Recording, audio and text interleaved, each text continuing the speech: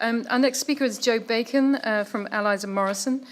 Joe joined Eliza Morrison in 1988 and in the early part of her career taught at the University of Hong Kong as well as working in Shanghai. As you know, Eliza Morrison have grown to become one of the largest practices in the UK.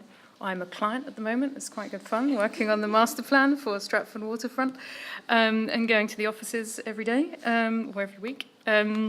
But they're also doing a significant number of projects abroad in Europe, the Middle East, and most recently in North America. The work ranges from sort of urban neighborhood planning in Qatar, as well as sustainable urban extensions in Muscat in Oman. And then there's also a major new mixed-use waterfront development in Toronto. Sorry, garbled. I'm not sure what you're going to cover, Joe, but your go is now. So I don't quite know how we drew straws on this, but I've actually prepared a presentation on working in the Gulf. We are currently working in Canada. We have previously worked in India. We've got a small project in China brewing at the moment. But I think you probably know us best for our work in the Gulf region. So any country that's got a shaded area is where we've been working. It's probably 15 years of experience now. Some of that quite hard won. We've never really managed to get anything built in Egypt. Most projects come to us really through the success of our UK work. So we find that people contact us because of the quality of the UK work. And definitely RIBA awards, they're looking for award-winning architects, whether they've previously worked internationally or not. So the quality of your UK work is your first passport to the possibility of getting work abroad. We also have a project in the Lebanon, which is under construction at the moment, nearing completion. There are some site photos I'm not able to show you yet, but this is a mixed-use development, actually a series of apartment buildings. Interestingly for us, trying to make very intimate spaces between buildings that are kind of lanes and complex city spaces, mostly to create shaded spaces where people can be comfortable in the region. There are flats that range from 1,600 square feet to 6,000 square feet. I think there are only 103 flats in this. They're very generous. They create very intimate spaces at ground level, but many of the flats have rather grand swimming pools at roof level. So there's a kind of sophistication in the brief that we may not get in London.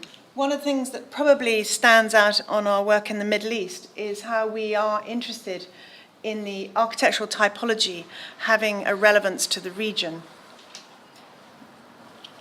In this image, you will see that we spent a lot of time looking at the old facades of Beirut and enjoying the quality of the shuttering and the ways in which buildings open and close during the working day in order to provide different spaces within the home. We're currently working in Saudi Arabia. We're doing 2 master plan competitions. We have previously submitted there. We had a long phase where we decided not to pursue any opportunities there because of political constraints. More recently, we've been asked to do 2 master plans involving the new leader there, and we have decided that there is a strategy towards modernization that we're actually going to engage with the country again. Those kind of decisions are made at partner level in relation to, are we interested, will our staff want to go and work there, and will all our staff, whether they're male, female, or from other religions, be comfortable in working in the country? That's very important to us. We want to be able to send any member of staff. We had a local office in Abu Dhabi with a sponsored partner for about 2 years because of opportunities that were coming up. And it's one of these fates, really. The moment you finally get your office opened and you've spent months at the notary's office getting it all sorted, the whole work dries up.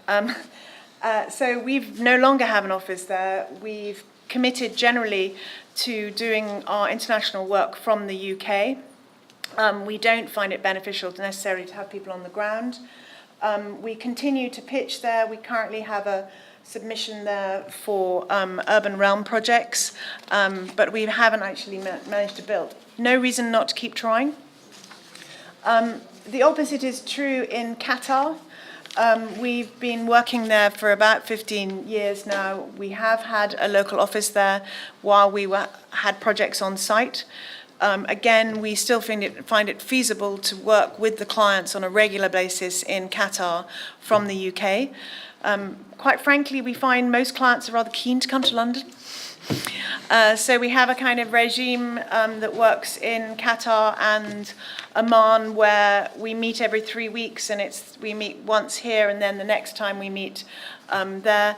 The opportunity of 3 people, say, coming from Oman rather than a whole design team going to Oman is much more popular with the client in relation to expenses, but it also gives them an opportunity to hang out in Harrods or whatever they want to do. So they're usually positive about it. Here we have been involved on 3 large master plans. One was a master plan for nurses' housing to do with a new hospital. One is the HMC, which is a large medical master plan, and the other is Musharraf, which you may have more recently seen. That has actually included delivering 40 projects, most of which have been with executive architects who were on board with the clients before we were introduced to the project. So these are huge collaboration projects. They're collaboration projects with the UK in terms of us actually being employed by ACOM and then by ARAPS. They're collaborations working with other architects. Our master plans are never about creating something which we're expected to deliver all of. They're about bringing in other talent. So we've been able to introduce and recommend lots of UK architects who have built buildings. I don't know how long the list is, but it includes Eric Parry, John McCaslin, Michael Massessian. Oh God, there's a huge list of people who've worked on the project, and that is about a wider engagement and enjoyment of that collaboration.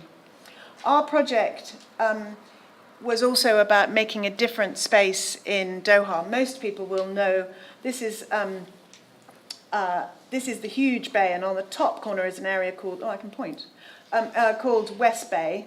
And what the client, who the Royal Palace is, the Dewan, the Royal Palace is here, what they were interested in was creating a space that is actually about historic continuity.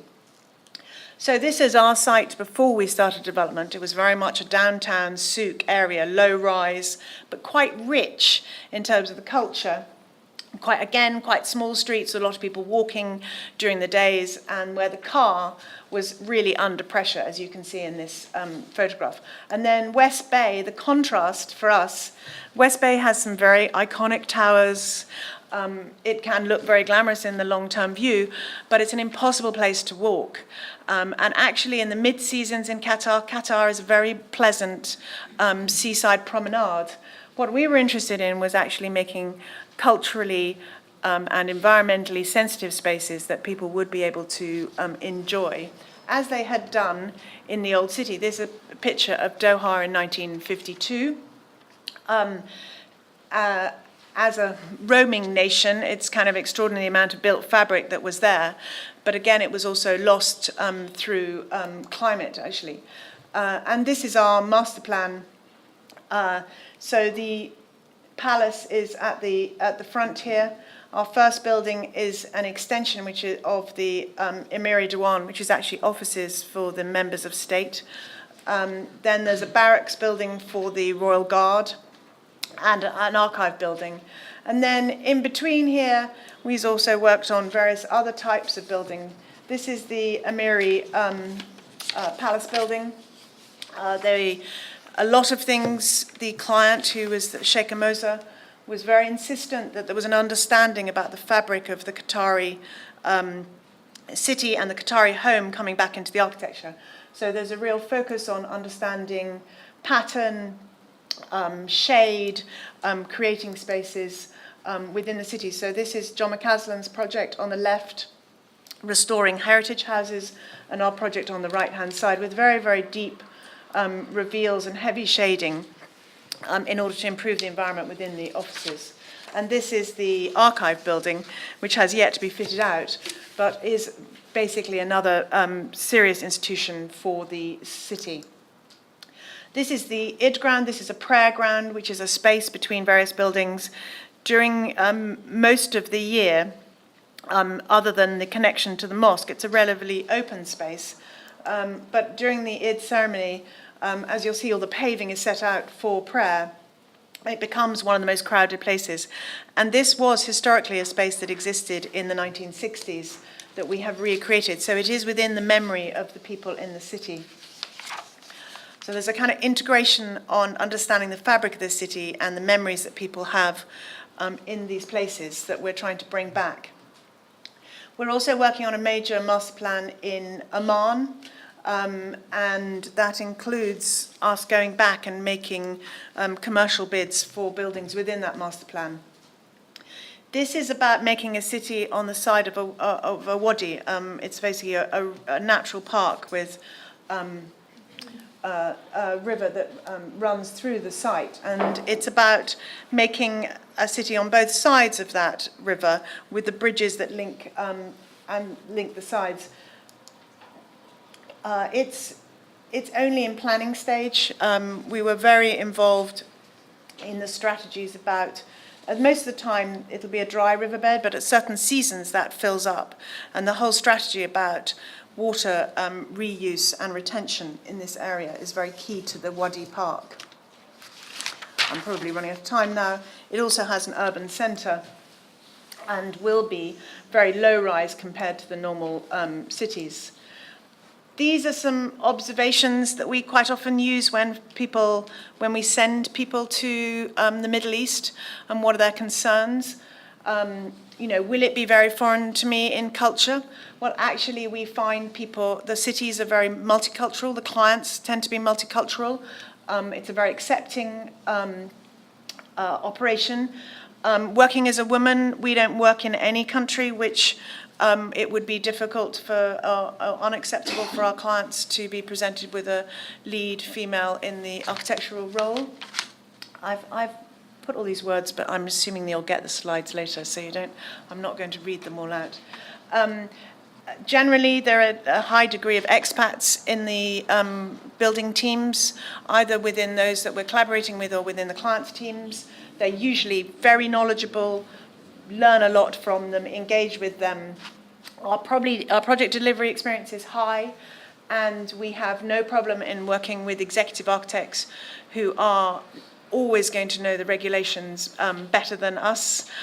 So engage and don't be concerned that you're not taking the full role. Be prepared to share the role. Religious observant, it varies a great deal in the client teams, but you need to be very sensitive about it.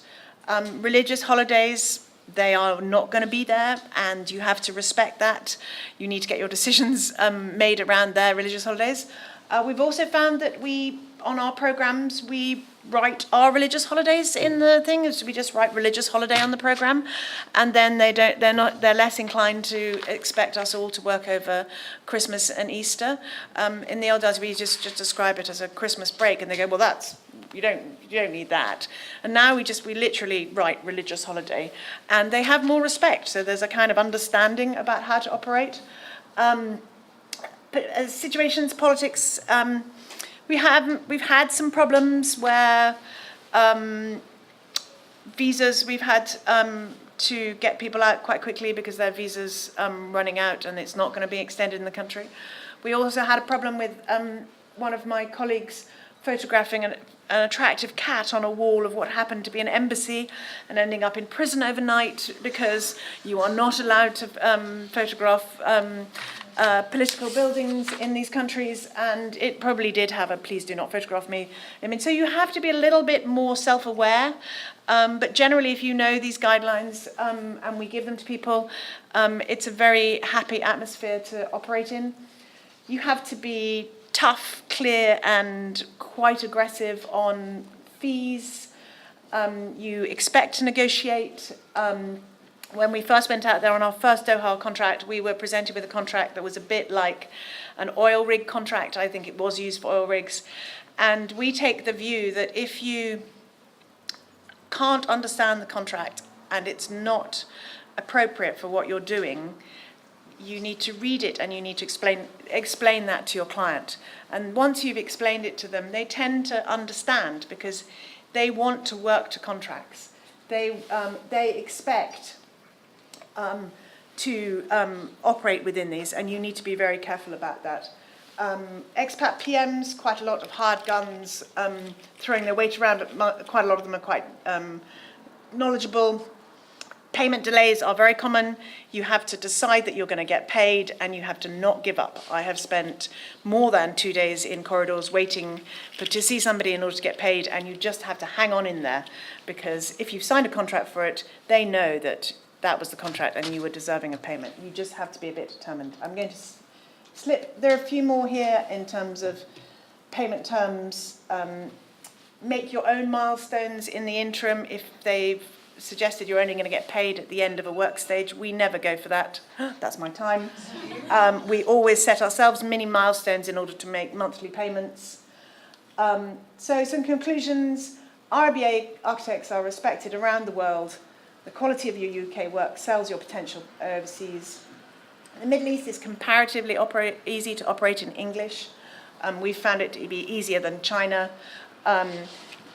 Generally, there are British UK codes of conduct in terms of contracts. You can see ambitious projects realised quickly. They're doing things much quicker than we're doing them in the UK. And if you respect them, you get a warm and welcoming business culture. There are things that you need to be careful about. You need to be very reactive and have a lot of foresight and pay attention to the detail and assume that the contract that you've signed is what you're going to have to operate to. Sorry.